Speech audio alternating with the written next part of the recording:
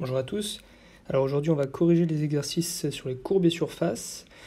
Donc on commence avec un premier exercice où on doit déterminer l'équation d'un plan tangent. Alors ça on l'a fait plein de fois dans le cours. D'habitude on vous demande l'équation d'un plan tangent en un point. Au point en général on dit au point M de coordonnées, je sais pas, par exemple 2, 4. Ce point M de coordonnées 2, 4, c'est un point qui est sur la surface. Et quelles sont ses coordonnées? Ces coordonnées, c'est simplement... donc là, il faut remplacer U par 2 et V par 4. Donc là, ça ferait 4, 8 et 6. Donc en général, souvent, on vous demande de déterminer l'équation d'un plan en vous donnant un point où vous connaissez, donc un point sur la surface, où vous connaissez déjà les paramètres. Ici, c'est 2 et 4. Sauf que là, on vous donne un point de l'espace, on sait qu'il appartient à la surface, mais on ne connaît pas ses paramètres, le paramètre U et V. Donc on va commencer d'abord par les trouver. Là, je suis simplement en train de dire que, ce que je suis en train de dire, c'est qu'un point appartient à une surface. Donc un point, on va dire, peut-être... donc un point A de coordonnées x, y, z appartient à une surface, si et seulement si il existe UV appartenant à R. Donc dans notre cas, ça serait x de, donc on va mettre x0, y0, z0 égale à x0, y de UV égale à y0, z de UV est égal à z0. Et moi, dans mon cas, ce que je sais, c'est que le point qui m'intéresse, ses coordonnées, c'est 1, 1, 2. Et ce que je veux, c'est trouver lui et trouver lui. Voilà, c'est les paramètres U et V que je veux trouver. Une fois que je les ai, après, il y a une méthode dans le cours qu'on a vue et on va l'appliquer, ça va très bien marcher. Donc, écrivons-le.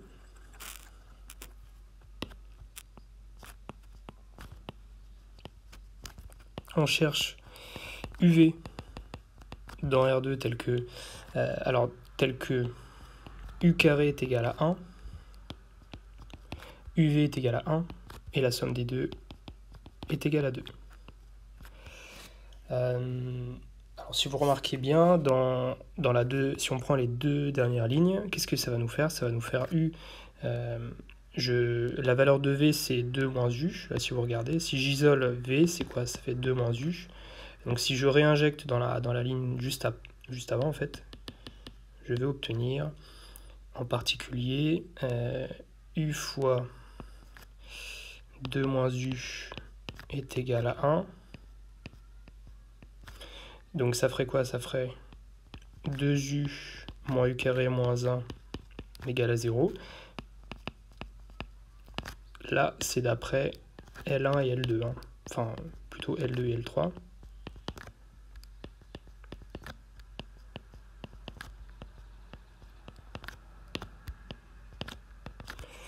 Voilà, on a ça. Donc ça, c'est un polynôme de degré 2. On calcule facilement ses racines. Alors, on va le faire vite fait. Alors, B carré, 4 moins 4 fois A fois C.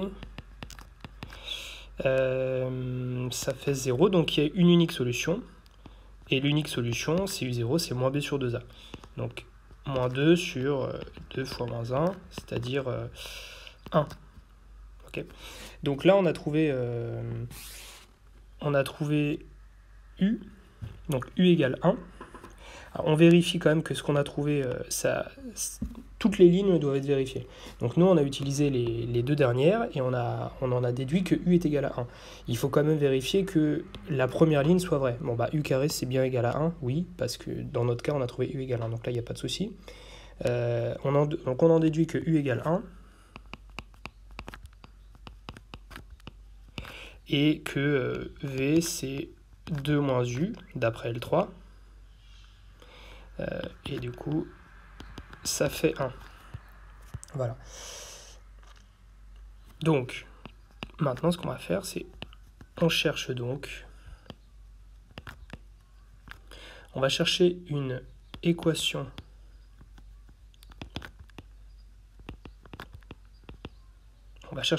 cartésienne du plan tangent. Je l'ai appelé S ou sigma, je l'ai appelé S.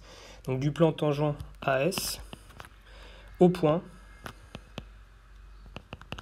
M de paramètre 1,1. Et là, on sait comment faire. Donc à partir de là, on fait un dessin. Alors, on va faire un petit dessin.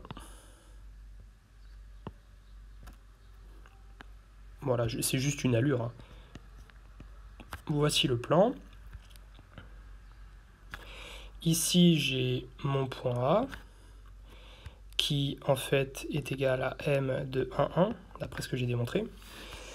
Et on va tracer le vecteur normal. Alors on va le faire en... je sais pas, peu importe, on va le faire en tiers violet. Un vecteur normal, on va le faire comme ça, hop. Et on connaît ce vecteur normal. Alors ce vecteur normal, on va le noter n 1,1, et on sait ce que c'est.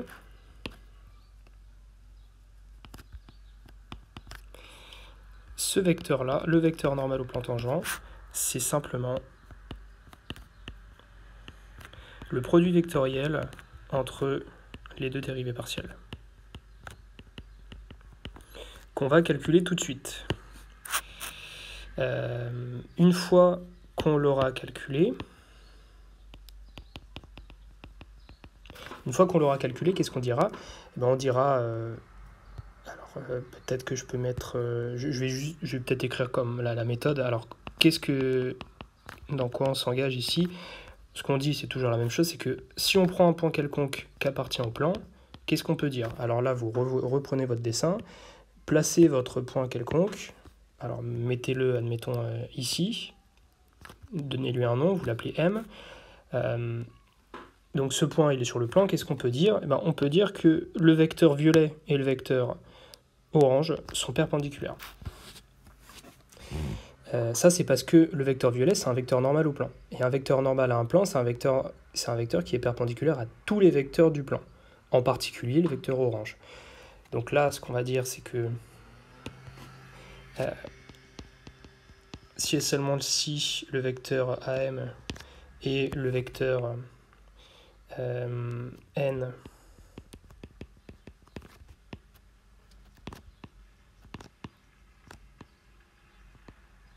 sont orthogonaux, on sait très bien caractériser l'orthogonalité de deux vecteurs à l'aide du produit scalaire, c'est simplement produit scalaire nul.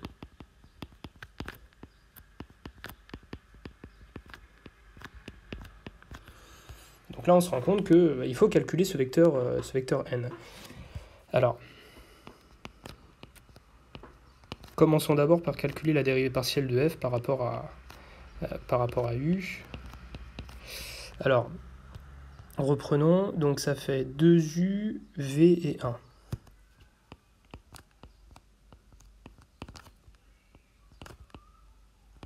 Et donc, moi je voulais la dérivée partielle de u par rapport à u, la dérivée partielle de f par rapport à u au point 1, 1, donc là ça fait 2, 1, 1. Calculons la dérivée partielle de f par rapport à v en un point quelconque, et après on va l'appliquer en u égale v égale 1. Donc là ça fait 0, u, 1. Alors, donc on l'écrit. Voilà, et donc la dérivée partielle par rapport à v en l'appliquant au point particulier 1, 1, ça fait 0, 1, 1. Donc le vecteur n, qui n'est rien d'autre que le produit vectoriel des deux, alors là on peut aller plus vite, hein, on va directement l'écrire, c'est quoi? C'est 2, 1, 1, vectoriel 0, 1, 1. Alors pour ceux qui ne se rappellent pas comment on fait, c'est très simple. Vous devez trouver un vecteur à 3 coordonnées, pardon. Donc vous avez 3 coordonnées à trouver, ce que j'ai symbolisé par des petits points. Alors, la première coordonnée ici, comment on fait pour la trouver? Eh bien, c'est simple. Vous supprimez, si vous voulez la première coordonnée, vous supprimez, donc dans votre tête, hein, vous supprimez la première ligne, et vous faites le produit en croix. Donc là, si vous faites le produit en croix, ça va faire 1 fois 1 moins 1 fois 1, donc ça va faire 0. Ensuite, vous recommencez le procédé. Pour la deuxième, vous supprimez la deuxième ligne. Alors cette fois, il faut faire attention. C'est pas ce produit en croix là qu'il faut faire, mais il faut le faire dans l'autre sens. Donc ça fait 0 fois 1 moins 1 fois 2. Ok? Donc ça va faire moins 2.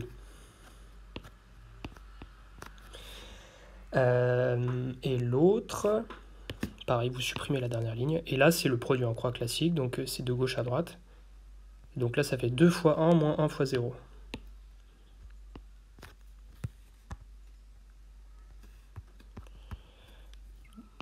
Donc, on reprend nos calculs. Un point M de coordonnées x, y, z appartient à P. Alors, on avait dit quoi? On avait dit que le produit scalaire de AM avec le vecteur n était nul. Alors, qu'est-ce que c'est que AM? AM, c'est un vecteur, et c'est simplement le vecteur de coordonnées x. Alors, c'était quoi? Ah, c'était 1, 1, 2. Donc, x moins 1, y moins 1, z moins 2, et 0, moins 2, 2. Égal à 0. Alors je vais le mettre plutôt à gauche parce que sinon ça va être tout ratatiner à droite. Donc là on calcule, hein, c'est somme des produits des coordonnées, donc ça fait moins 2y moins 1 plus 2z moins 2. Alors là j'ai perdu le x, il n'y a pas de coordonnées en x. Alors je l'avais fait tout à l'heure. Il ne semble pas. Ok, il n'y a pas de coordonnées en x, d'accord. On simplifie par moins 2, donc ça fait moins... Je divise tout par 2 plutôt. Moins y moins 1, enfin moins y plus 1, plus z moins 2 égale 0. Donc, au final, ça fait moins y plus z moins 1 égale à 0. C'est bien l'équation d'un plan, hein, pour ceux qui se posent la question. Oui, c'est l'équation d'un plan, parce que ça s'écrit bien sous la forme 0 fois x plus moins 1 fois y plus 1 fois z plus moins 1 égale à 0. Donc ça, c'est votre petit a, ça, c'est votre petit b, c et d. L'équation d'un plan dans l'espace, c'est ax plus by plus cz plus d égale 0. Donc là, c'est évidemment l'équation d'un plan. Avec, c'est pas parce qu'il n'y a pas de x que c'est pas l'équation d'un plan, c'est juste que la coordonnée devant le réel devant x, en fait, il est nul. Ici, c'est 0. Voilà, hop, on encadre. Donc, on a trouvé l'équation. Alors, on va peut-être faire une petite phrase de conclusion quand même. Donc, on va dire que le plan tangent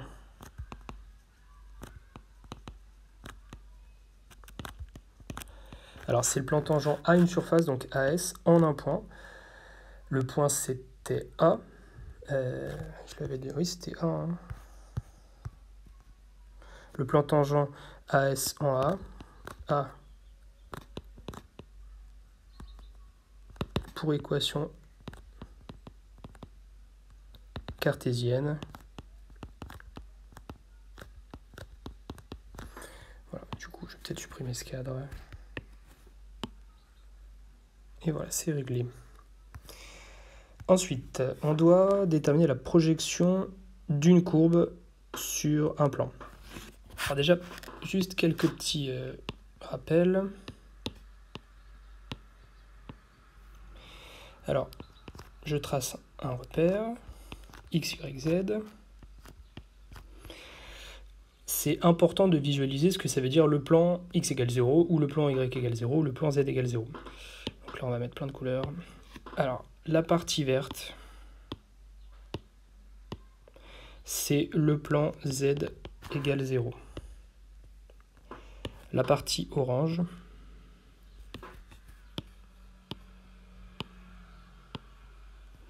c'est le plan x égale 0.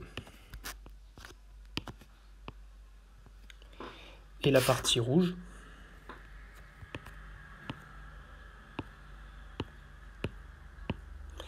c'est le plan y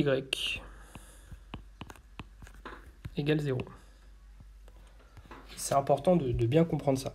Donc on a 3 plans, différents. Après, on peut s'intéresser aussi à... Bon, il y a d'autres plans, hein. On peut s'intéresser au plan z égale 1 ou y égale 2, mais ce qui est important, c'est déjà de visualiser ce que ça veut dire, c'est le plan y égale 0. Donc nous, on s'intéresse au plan rouge. En fait, vous avez... Alors là, c'est un peu compliqué à dessiner, mais il faut imaginer que vous avez une surface que vous notez, je sais pas moi, sigma 1. Vous avez une autre surface que vous appelez sigma 2. Et moi, nous, ce qui nous intéresse, c'est l'intersection des deux.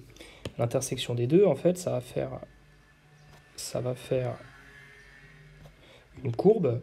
Et en fait, cette courbe, donc comme intersection de deux surfaces, l'intersection de deux surfaces, ça nous donne une... Alors, sous certaines hypothèses, l'intersection de deux surfaces, ça nous donne une courbe. Mais en général, cette courbe, elle est très très difficile à étudier. Et pour ces raisons, on préfère étudier plutôt sa projection sur un des plans. Parce que la projection sur un des plans sera beaucoup plus simple. Et le truc très classique, c'est de dire, bon, l'intersection de deux surfaces, c'est trop compliqué à étudier. Je projette sur, disons, le plan orange, et hop, je vais reconnaître quelque chose, je sais pas moi, une ellipse par exemple. Ou alors je projette sur le plan y égale 0, je vais reconnaître par exemple un cercle. Ou je projette sur le plan vert, et là je vais reconnaître, je sais pas moi, une hyperbole par exemple. Donc c'est pour ces raisons qu'on regarde les projections. Parce que sinon c'est trop dur à étudier. Donc, on va y aller. Alors là, on va suivre en fait la méthode qu'il y a dans la fiche méthode. Alors, ce qu'on va... déjà, il faut lui donner un nom à cette courbe. Il y a une courbe qui est projetée sur le plan rouge, on va lui donner un nom. Donc on va noter gamma y. La projection de gamma. Alors, oui, projection de gamma sur le plan y égale 0. Ici, c'est le plan rouge. Alors, il faut caractériser ce que ça veut dire qu'un point appartient à cette projection. Alors, si on a deux surfaces et qu'on regarde l'intersection de deux surfaces, fait quelque chose comme ça, et qu'on décide de projeter, bon, c'est très approximatif mon dessin, imaginons que ça fasse quelque chose comme ça, je sais pas, eh bien, qu'est-ce qu'on va dire? On va dire que je veux réussir à caractériser le fait qu'un point appartienne à la surface. Alors, un point M appartient à la projection, donc appartient à la courbe du bas, celle que j'ai dessinée en rouge. À quelles conditions? Eh bien, à la condition que, en fait, ce point M, c'était le projeté de la courbe du haut, d'accord? Le projeté de la courbe du haut d'un certain point. Et à partir de là, on va pouvoir s'en sortir. Donc c'est ça l'idée. Si vous voulez essayer de le retenir, il faut faire un dessin, mais bon, les dessins sont peut-être un peu compliqués à faire. Alors, on va y aller. J'essaie juste d'effacer ça proprement.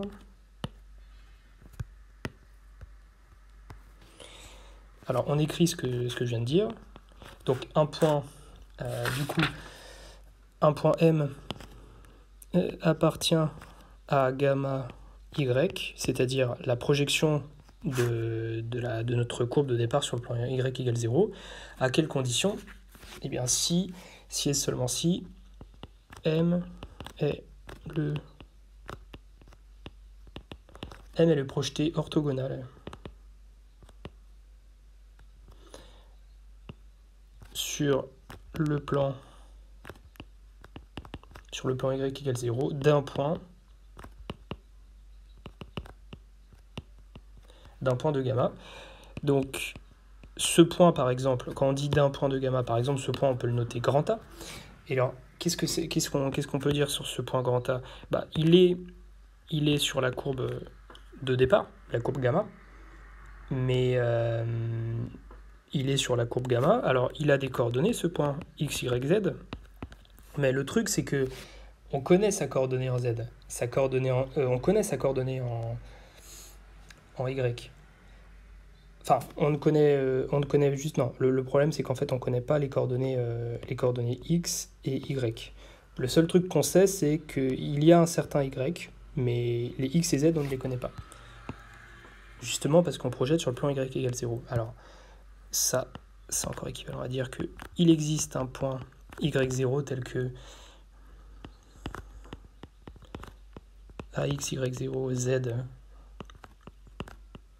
appartient à gamma. Et là, on va trouver une condition sur x et z, en fait. Donc, étant donné que ce point grand A appartient à gamma, je sais ce que ça veut dire qu'un point appartient à gamma. Qu'est-ce que ça veut dire? Ça veut dire que les deux équations sont vérifiées. Alors, on l'écrit.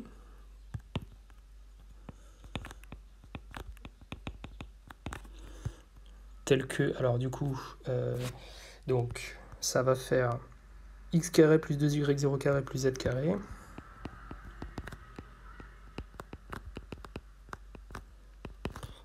Égale à 1, et il y a l'autre.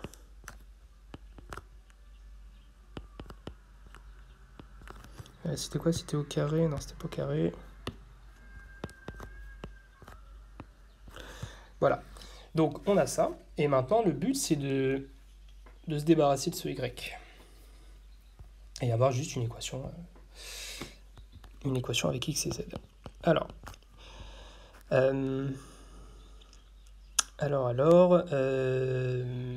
isolons y0. Donc, qu'est-ce que ça veut dire? Ça veut dire qu'il existe y0 tel que, en fait, y0 on connaît, y0 carré, qu'est-ce que c'est? Alors, on passe tout de l'autre côté et on divise par 2, donc c'est 1 demi de 1 moins x carré plus y carré moins x carré moins z carré. Et j'ai toujours la relation x plus z égale à 1. Voilà, alors en fait là, quand je dis il existe y0 tel que y0 carré est égal à cette quantité, en fait, je m'en fiche un petit peu de ce y0, je le connais, mais il existe un certain y0 tel que mi au carré, ça va faire ça, mais le plus important, au fond, c'est de savoir ce qui se passe pour x et z, et qu'est-ce que ça nous dit? Ça nous dit que cette quantité est positive. Cette quantité est positive parce qu'elle est égale à un nombre positif.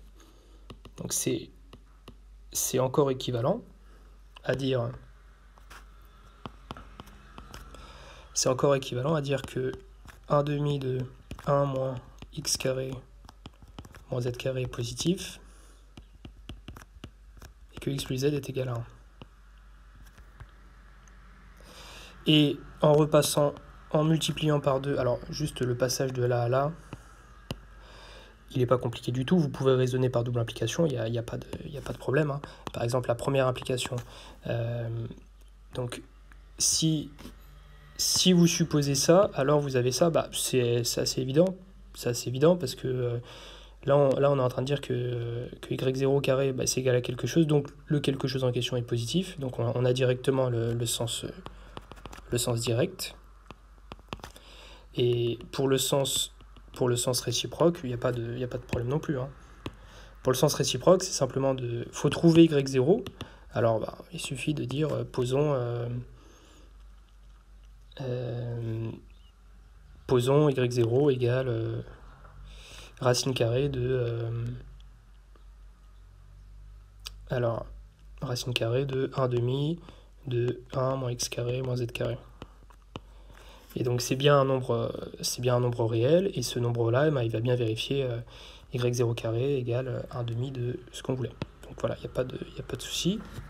Maintenant, je multiplie tout par 2, et j'isole mes termes. Donc je vais obtenir x carré plus z carré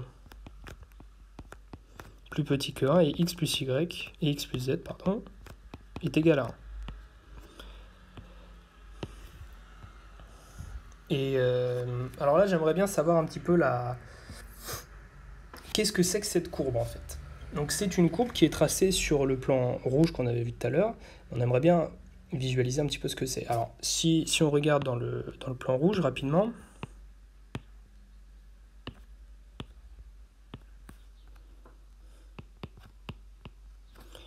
alors, on va pas faire comme ça, hop.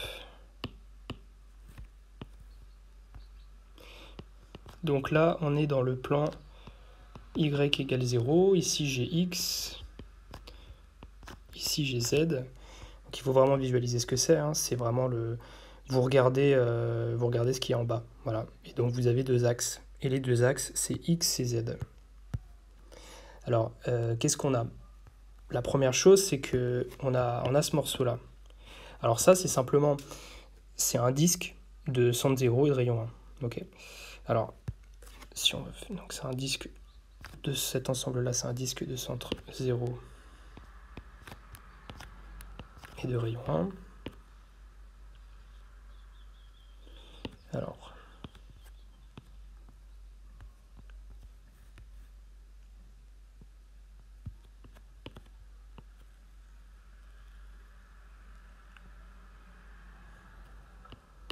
je vais essayer de mieux le faire quand même.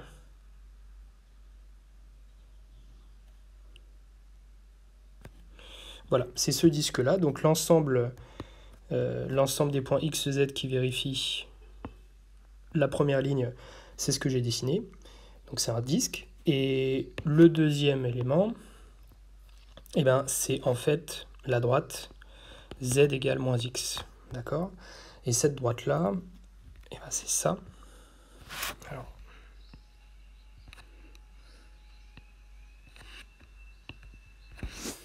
voilà. Et nous, on veut l'intersection des deux. On veut l'intersection du disque orange et avec la droite violette. Alors évidemment, l'intersection, ça sera ce morceau que je vais faire en rouge, avec un trait assez gros.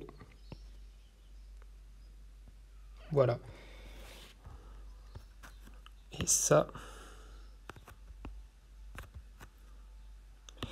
Ce que je viens de faire en rouge, c'est c'est ce qu'on cherche en fait. C'est gamma y. Parce que gamma y, c'était une certaine courbe qui était définie comme l'intersection de... Enfin, qui était définie par rapport à ces deux contraintes. La première contrainte, c'est un disque, que j'ai fait en orange, et la deuxième contrainte, c'était une droite. Je prends l'intersection des deux, et en fait, j'obtiens un segment. Donc là, on va pouvoir conclure. Alors, on va dire que la courbe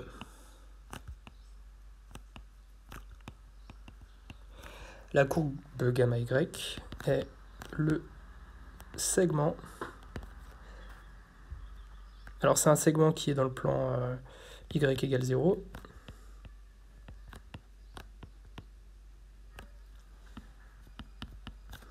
Voilà, c'est un segment. Et quelles sont ses extrémités? Eh bien, la première extrémité, elle est ici. Donc la première extrémité, c'est lorsque x vaut 1, z vaut 0. Ça, c'est la première extrémité. Si on regarde ce point comme étant vu dans l'espace, hein, c'est un point de coordonnées 1. Alors, vu qu'on se place dans le plan y égale 0, c'est un point de coordonnées 1, 0, 0. Donc ça, c'est la première extrémité, 1, 0, 0. Et la deuxième extrémité, donc c'est celle-ci. Il faut voir ce point comme un point dans l'espace. Il a trois coordonnées. La coordonnée suivant y, vu que je suis dans le plan y égale 0, la coordonnée suivant y, elle est nulle. Et là, vous voyez maintenant dans le plan, dans le plan avec x et z, quelle est sa coordonnée suivant x? C'est 0. Et quelle est sa coordonnée suivant z? C'est 1. Donc 0, 0, 1. Alors, et donc on écrit l'extrémité 1, 0, 0 et 0, 0, 1.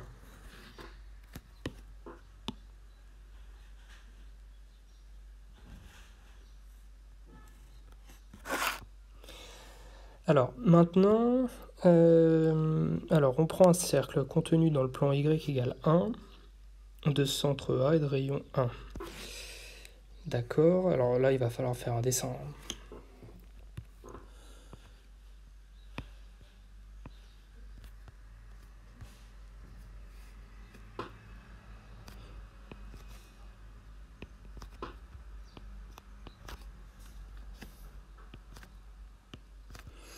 Donc je me place dans un repère. On me parle du plan y égale 1. Alors, il faut essayer de voir que, voilà, il faut essayer de tracer ce plan. Alors, bon, c'est un plan qui, disons, il est comme ça, voilà.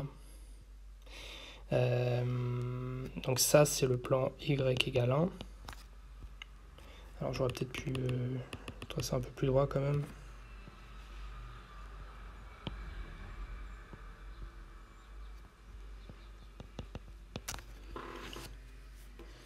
Alors, ça c'est le plan y égale 1. De centre, il faut tracer un cercle maintenant. Alors, un cercle de centre 0 et de rayon. Un cercle de centre A et de rayon 1. Bon, je vais faire une allure, hein, vraiment. On a un certain cercle qui est ici. Voilà, je ne vais pas trop m'embêter. On va essayer de le faire un peu plus joli, sans couleur de remplissage.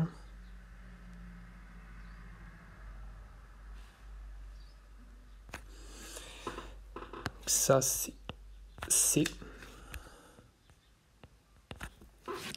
Et qu'est-ce qu'on veut? On veut un paramétrage de la surface réglée sigma engendré par les droites joignant un point de C à son projeteur orthogonal OZ. Donc, en fait, ce que nous dit l'énoncé, c'est que,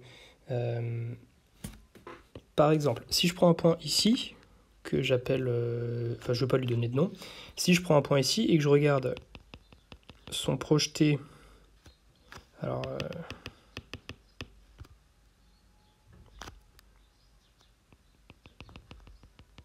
imaginez que là c'est perpendiculaire. Si je regarde son projeté sur l'axe Z, ça va me faire, là je vais avoir en fait, je vais avoir une grande droite ici.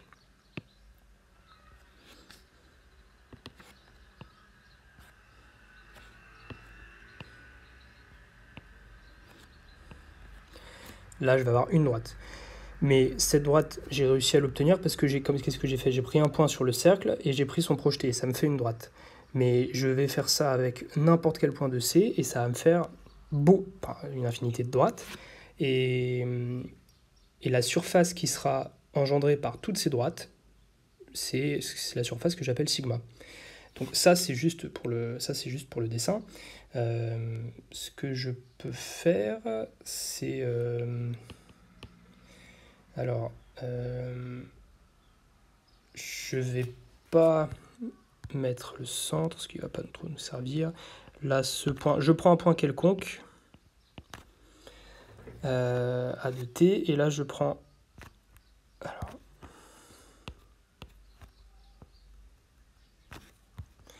le projeté, je l'appelle H, parce que c'est quand même le plus naturel. Et il va falloir déterminer un petit peu il va falloir déterminer beaucoup de choses, c'est-à-dire les coordonnées d'un point quelconque du cercle, premièrement. Donc les coordonnées de ce point A, il va falloir les déterminer. Ensuite, les coordonnées du projeteur orthogonal. Et après, on va essayer de traduire. Ok. Alors, pour ça, la première chose qu'on dit, c'est que le cercle C, on connaît un paramétrage du cercle. On connaît un paramétrage parce qu'on connaît son rayon et on connaît aussi son rayon et son centre. Alors, le cercle C admet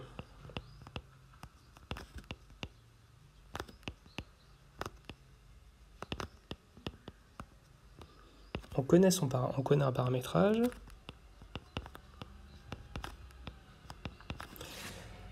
Alors, alors, où est-ce que c'est? Plan y égale 1. Donc, le paramétrage du cercle, déjà, y vaut 1. Et les autres coordonnées, ça va être cos de t et 1 plus sin de t. Voilà, je regarde juste 2 secondes.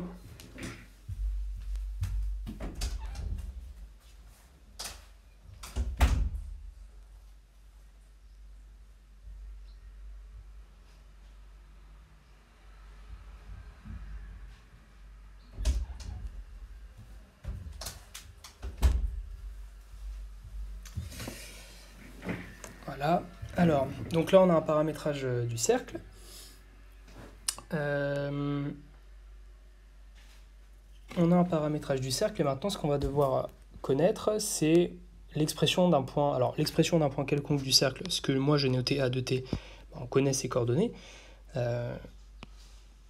Donc, on va lui donner un nom. Moi, je lui ai donné un nom sur le dessin, mais maintenant, on va dire un petit peu, on va l'expliciter. Donc, soit A de t, un point du cercle C,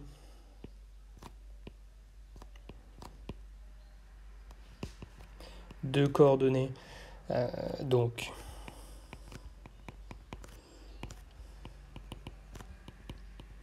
cos t, sin t, alors c'est pas sin t là, c'est cos t, sin t, donc 1 plus sin t, et il me faut aussi son projeté. Donc le h de t, le fameux h de t que j'ai mis sur dessin, sont projetés orthogonales sur... On le projette sur l'axe Z. Alors, donnons ces coordonnées, on va en avoir besoin. Alors h de t a pour coordonnées.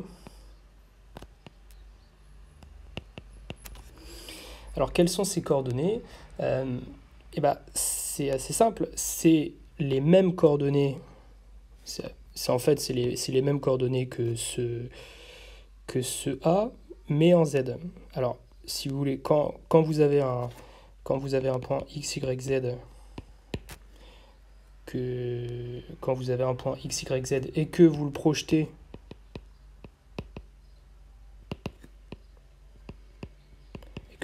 sur l'axe Z, et bien, vu que vous l'avez projeté sur l'axe Z, vu qu'il appartient à l'axe Z, il n'a pas de coordonnées suivant x, il n'a pas de coordonnées suivant y. 0, 0. Par contre, il a une coordonnée suivant z, et c'est la même que le point de départ, donc 0, 0, z. Là, dans notre cas, c'est exactement ce qui se passe. Le projeteur orthogonal de A sur l'axe OZ, eh bien, ses coordonnées, c'est 0, 0 sur x et sur y parce qu'on projette sur z. Et la coordonnée suivant z, c'est la même que celle de A. Voilà, donc ça fait quelque chose comme ça. Donc là, à partir de là, maintenant on va traduire l'énoncé. Alors, l'énoncé nous dit qu'on prend une surface engendrée par des droites. Alors comment je l'ai noté la surface? Moi je l'ai noté sigma. Alors la surface sigma, elle est engendrée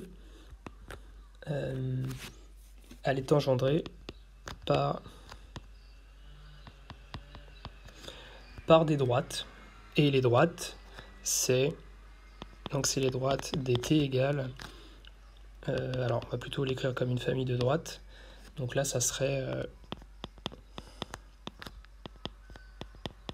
A de t, h de t, avec le t qui appartient à 0 de pi. D'ailleurs, je ne l'ai pas précisé, mais oui, le t il est en 0 de pi là. Voilà.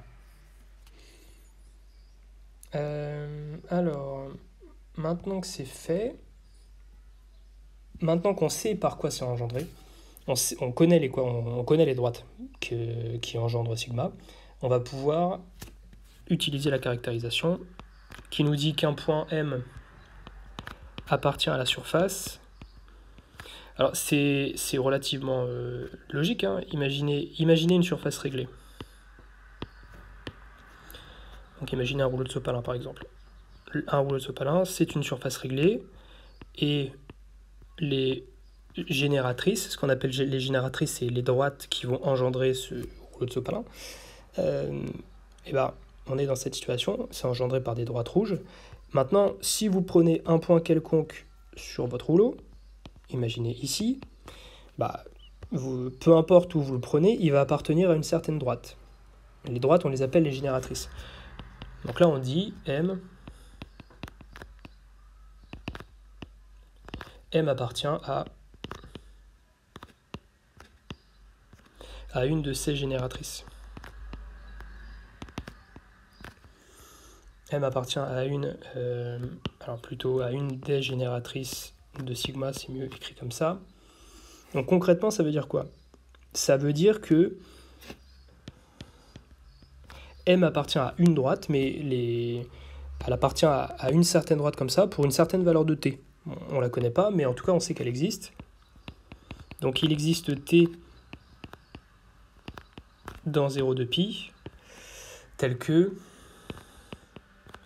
M appartient à, alors, la droite A de t, H de t. Donc là, petit dessin. Maintenant, vous n'avez plus besoin de faire de dessin de cercle ou de dessin de surface. Vous tracez juste une droite. Là maintenant, il est question de points qui appartiennent à une droite. Donc, on va tracer une droite. Je trace une droite. Qu'est-ce que je vais tracer? Je vais poser le point H, le point A et le point M. Donc, on est dans cette situation. Alors, qu'est-ce qu'on peut dire? C'est toujours la même chose. Là, ce qu'on peut dire, c'est que le vecteur orange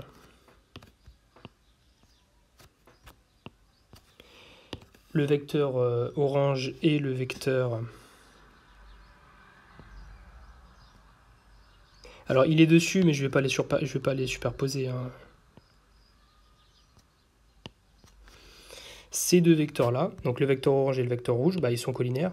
Hein. C'est de toute façon, c'est comme ça qu'on caractérise un point sur une droite. Donc, pour dire qu'un point appartient à une droite, si vous connaissez deux points sur cette droite, en l'occurrence H de t, A de t, bah, vous dites que l'une des façons de caractériser un point sur une droite, c'est de dire que, en l'occurrence dans notre cas, que les deux vecteurs rouge et orange sont collinaires. Donc, il existe t tel que, donc on écrit, ça fait H de t, alors il n'y a pas de M de t là, H de t M et H de t A de t sont collinaires.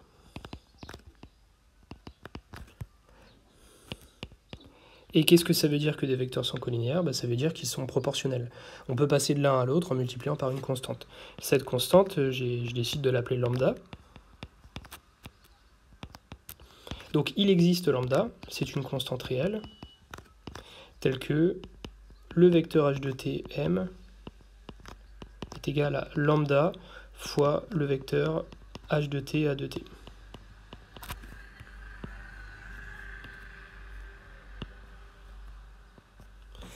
Voilà. Maintenant, si vous avez, c'est un petit rappel, là très rapidement je l'écris, si vous avez deux vecteurs, donc un vecteur u, un vecteur v, et que vous dites que u égale lambda v, qu'est-ce que ça veut dire? Ça veut dire que x c'est lambda x', y c'est lambda y', et z c'est lambda z'. D'accord? Je suis simplement en train de dire que deux vecteurs sont égaux si et seulement si ils ont les mêmes coordonnées. Donc là, c'est ce qu'on va utiliser. Là, j'ai bien deux vecteurs qui sont égaux. Donc j'utilise ça, cette petite remarque.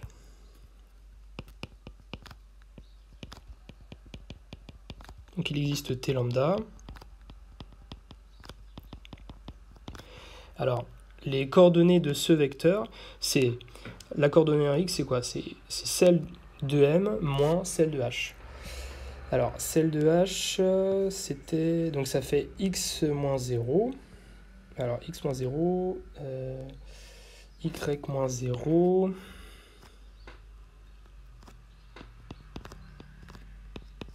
x moins 0 égale lambda.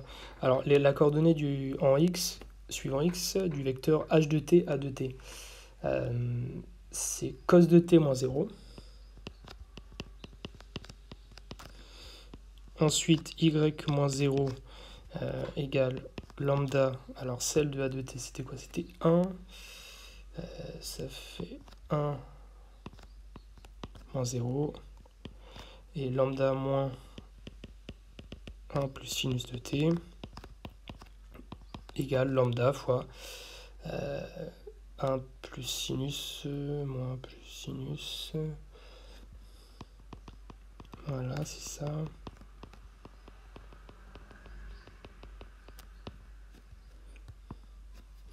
Oups, tac.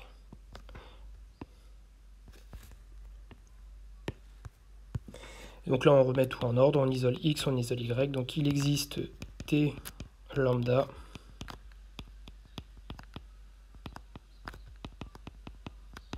tel que x est en fait égal à lambda cos θ,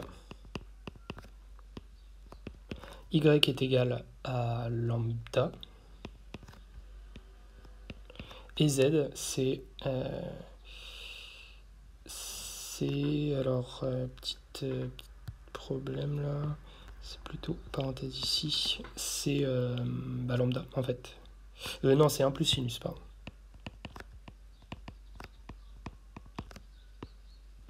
Voilà, voilà, on a notre paramétrage. Donc on l'écrit. La surface sigma admet pour paramétrage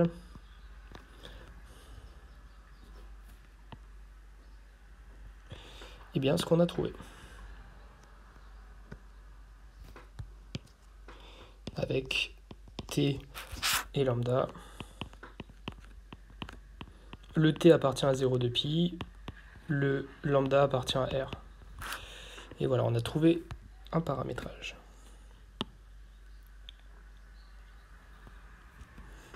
Peut-être remettre une couleur de remplissage.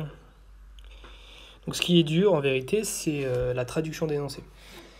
Là, si on regarde un petit peu, qu'est-ce qu'on a fait? On a essayé de faire un petit dessin et on a traduit. Donc là, ce qu'il fallait, c'est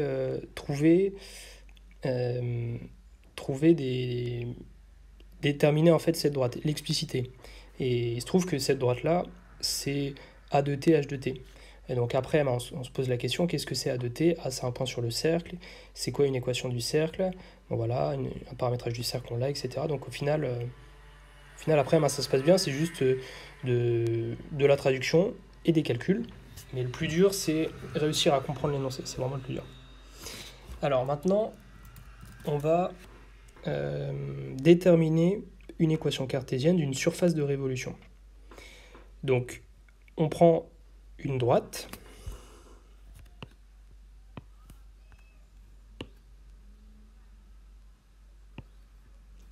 Alors, je ne vais pas faire non plus un super beau dessin non plus, mais vous avez un repère, le repère x, y, z, et vous avez une droite delta. Et alors, on va plutôt... on va pas faire comme ça. Alors, on va plutôt mettre y ici.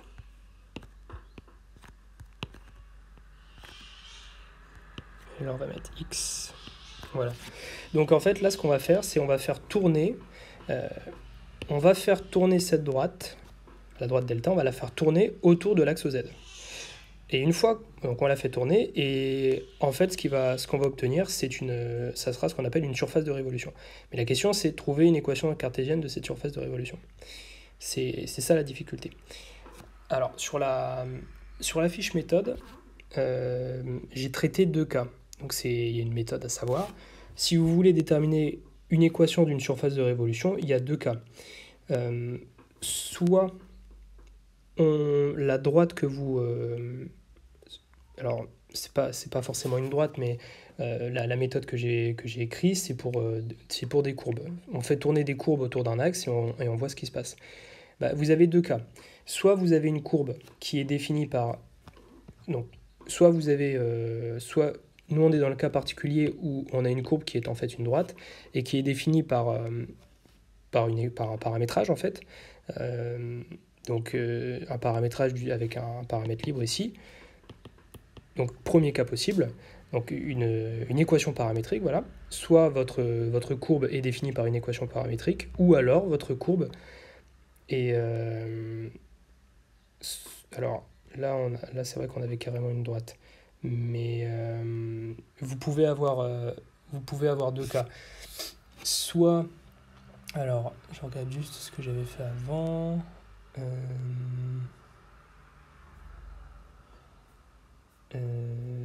regarde juste la fiche méthode, ce que j'avais écrit.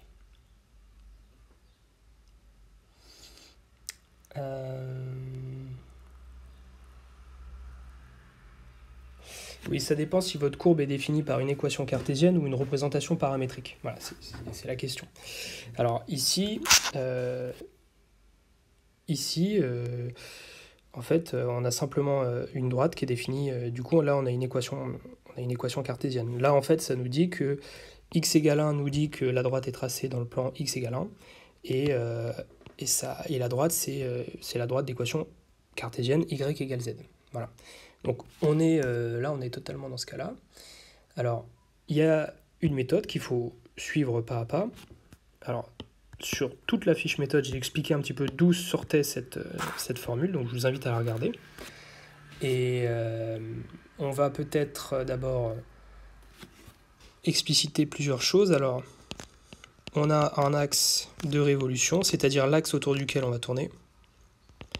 Donc, l'axe de révolution, c'est l'axe OZ. Donc, c'est un axe qui passe par O, est dirigé par le vecteur k égale 0, 0, 1.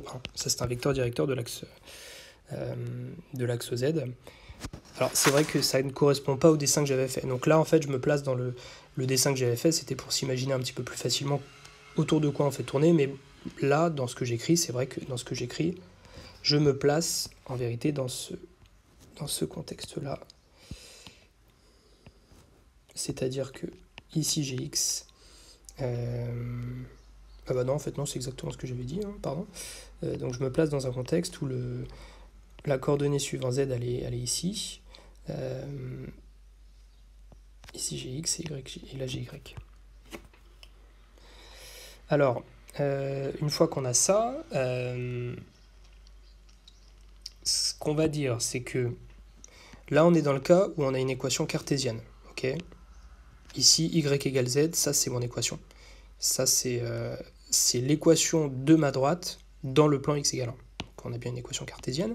Donc on va écrire la condition nécessaire et suffisante qu'il y a dans la fiche méthode. Alors ça nous dit qu'un point M de coordonnées x, y, z appartient à la surface de révolution, celle dont on veut déterminer l'équation cartésienne. À quelles conditions? Donc il y a deux conditions. La première condition, c'est de dire que il existe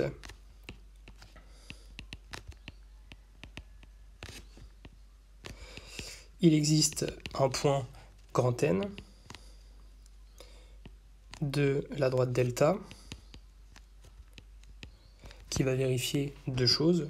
La première, c'est que Mn scalaire petit k est égal à 0. Et la deuxième, c'est que OM carré est égal à ON carré. Pour savoir d'où sort cette condition nécessaire, je vous invite vraiment à regarder la fiche méthode. J'ai fait des dessins, mais là, j'ai pas vraiment le temps d'en parler parce que les calculs sont un petit peu longs. Alors, il y a plusieurs choses à traduire. Première chose à traduire, le fait que vous avez un point qui est dans delta. Alors, ce point, il va falloir... ce point, il a des coordonnées. Il a des coordonnées suivant l'axe OX, suivant l'axe OY et suivant l'axe OZ. Ces coordonnées, alors on ne va pas les noter petit x, petit y, petit z parce que c'est déjà utilisé ici. On va les noter grand X, grand Y, grand Z. Donc ces coordonnées grand X, grand Y, grand Z de ce point vont vérifier les deux lignes ici. Alors, on peut du coup retraduire ça en disant qu'il existe... Le fait de dire qu'il existe un point, ça revient un peu au même que de dire qu'il existe trois coordonnées qu'on appelle x, y, z appartenant à R3 tel que... Alors déjà, il faut traduire le fait que ce point grand N, il appartient à delta. Alors comment on traduit ça? On traduit ça en disant que... qu'est-ce que ça veut dire d'appartenir à delta? Il faut que la coordonnée suivant x soit égale à 1 et que y égale à z. Mais moi, les coordonnées de mon point N, je les ai appelées x, grand y, grand z. Donc ça va me faire ça. Donc je l'écris, x égale à 1, y égale à z. Ça, c'est la...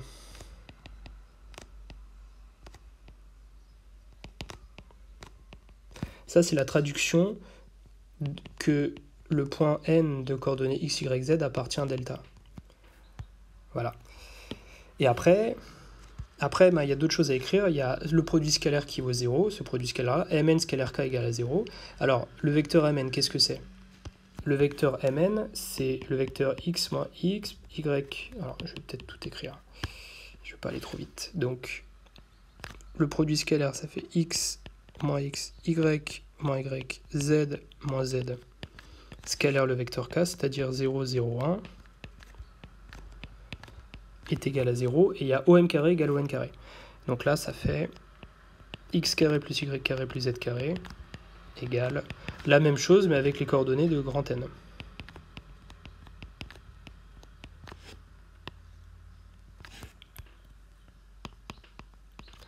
Alors, on continue. Donc, ça veut dire que il existe x, y, z appartenant à R3, tel que, alors, x vaut 1, y vaut z. Le produit scalaire, si vous regardez, ça fait grand Z égale z. Et j'ai toujours x carré plus y carré plus z carré est égal à grand x carré plus grand y carré plus grand z carré. Alors nous, ce qu'on veut, ce qui nous intéresse, c'est d'avoir seulement une équation avec des petits x, petits y et petits z. Donc ça tombe bien, parce que là, vous avez tellement de relations que vous allez pouvoir ne plus avoir ces coordonnées grand x, grand y, grand z. Alors, vous voyez, x égale à 1, on va remplacer ici. Ça va faire 1 au carré. Ensuite, y égale z. Là, j'ai y égale z, mais z, c'est petit z. Donc déjà, ces deux trucs-là vont vous permettre de remplacer dans ces équations, et ça va tomber tout seul, en fait. Vous allez tout de suite l'obtenir. Donc, ça va faire...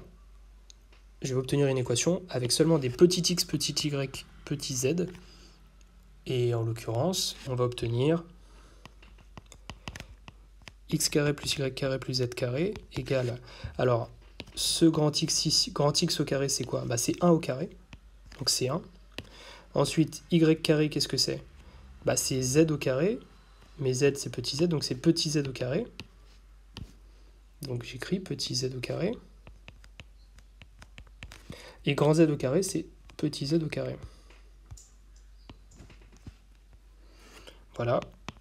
Je remets tout de l'autre côté, donc je vais obtenir x carré plus y carré moins z carré égale à 1, qui est donc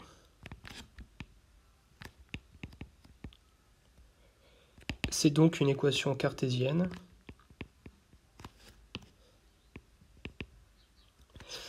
de sigma. Et on a terminé.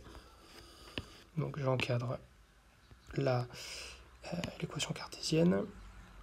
Voilà, donc la méthode, le plus important vraiment, c'est de retenir ça. C'est de retenir que lorsque vous avez une courbe définie par une équation cartésienne, c'est de cette façon qu'il faut traduire qu'un point appartient à une surface de révolution.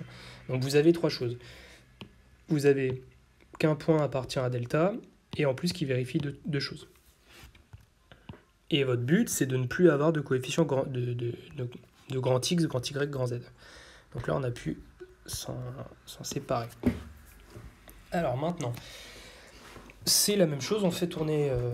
là c'est différent. On ne fait pas tourner une droite, on fait tourner une courbe, qui n'est pas une droite. Et en plus, cette courbe, elle est définie par une équation paramétrique.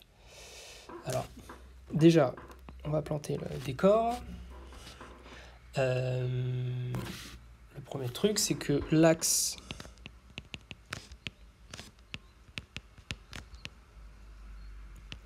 de révolution, il passe par O et est dirigé,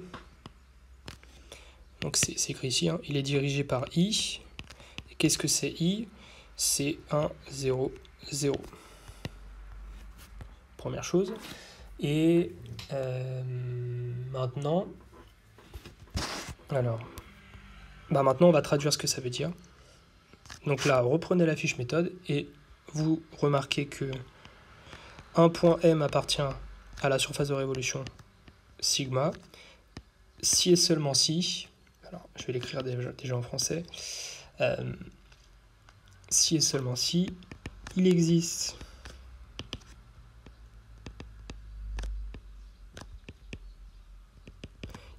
un point grand N de la courbe tel que, c'est les mêmes relations en fait, hein. Bon, c'est vrai qu'à chaque fois c'est la même chose, hein. Il existe un point sur la courbe ou sur la droite, c'est juste que la façon de traduire ça va dépendre de votre équation. Si vous avez une équation paramétrique ou une équation cartésienne, c'est différent. Mais globalement, c'est à chaque fois la même chose, hein. Alors, Mn scalaire I égale 0 et OM carré égale ON carré.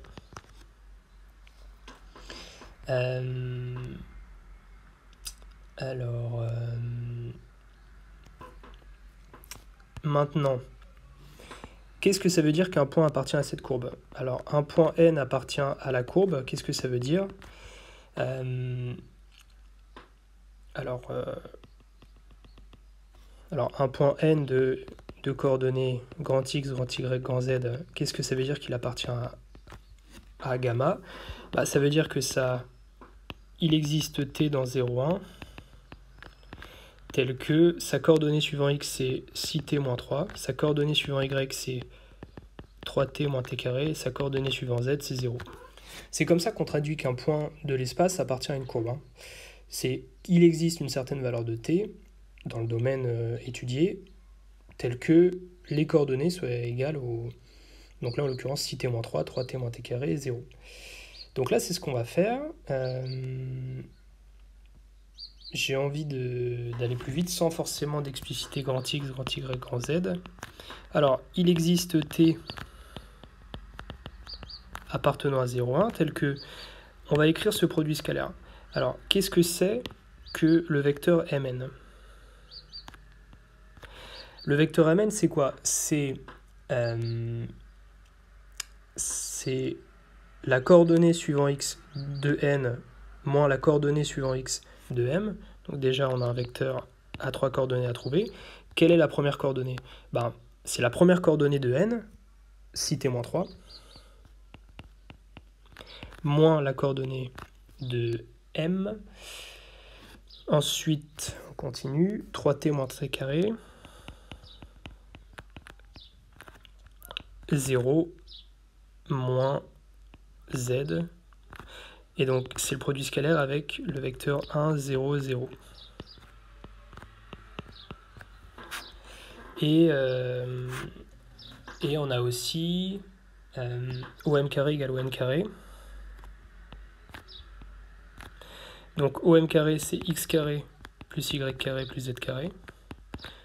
Et ON carré, on a envie de dire que c'est grand X carré plus grand Y carré plus grand Z carré, parce que le point N, si on note ses coordonnées grand X, grand Y, grand Z, du coup, ça, c'est bien ON carré. Mais le point N, il est sur la courbe. Donc sa coordonnée suivant X, c'est 6T-3. Sa coordonnée suivant Y, c'est 3T moins T carré. Et sa coordonnée suivant Z, c'est 0. Donc, je l'écris. Ça fait 6T-3 au carré plus 3T moins T carré au carré plus 0 au carré. Je continue, je développe, je simplifie. Alors le produit scalaire, là, il est très simple, ça va me donner si t-3 moins x égale à 0. Et c'est essentiellement tout. Et après, on peut recopier ça. Alors, j'ai pas envie de le recopier, donc je vais faire un petit copier-coller.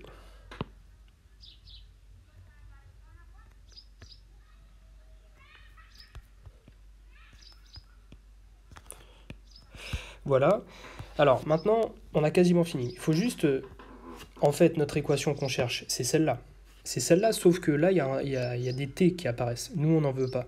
Nous, on veut que du x, du y et du z. On veut une équation cartésienne de la surface, donc seulement avec des x, des y et des z. On ne veut pas de t. Ça tombe bien, la relation qui est juste avant va nous permettre de supprimer ce t. Parce que d'après cette relation que je viens d'entourer, que vaut t? T, c'est 1/6 de x plus 3.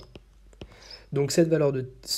on connaît la valeur de t en fait, on sait exprimer t en fonction de x, donc on va le remplacer ici, le t on va le remplacer ici aussi, et on va le remplacer ici. Et ça va nous permettre d'avoir une égalité avec que du x, du y et du z. Alors, faisons-le tout de suite. Peut-être que là, je peux l'écrire entre parenthèses. Donc, petit t, qu'est-ce que c'est? C'est 1/6 de x plus 3. Maintenant, je n'ai plus besoin de dire il existe t tel que blabla, parce que de toute façon le t je vais le remplacer, donc j'en ai pas, il n'apparaîtra plus après, donc ça sert à rien de le mettre. Je vais obtenir, alors, je vais obtenir x carré plus y carré plus z carré est égal à, alors, il faut remplacer ça. Alors si t-3, c'est x justement, donc ça fait x carré. Ensuite, là, 3t moins t carré, là, vous êtes vraiment obligé de remplacer la valeur de t, donc ça fait 3 fois t, donc 1/2 de... Alors, on va l'écrire en plus petit. Mais non, je m'étais trompé de ligne. Donc ça fait 1/2 de x plus 3 moins 1 sur 36 de x plus 3, le tout au carré. Alors, je vérifie juste si je ne me suis pas trompé. Donc c'est 3 fois ça, 1/2 x plus 3, et après c'est moins... Ok. Bon, voilà votre équation. Alors il faudrait... si vous avez ça en concours, je pense qu'il faut, il faut le simplifier un petit peu, mais bon, c'est bon. Vous avez obtenu une équation avec que des petits x, que des petits y et que des petits z. Donc voilà, ça c'est votre équation de votre surface de révolution. Vous l'encadrez. Là, ça n'a pas énormément d'importance de la simplifier, hein. Donc bon, on la laisse comme ça, c'est pas très grave. Ainsi, alors, on peut mettre juste qui est donc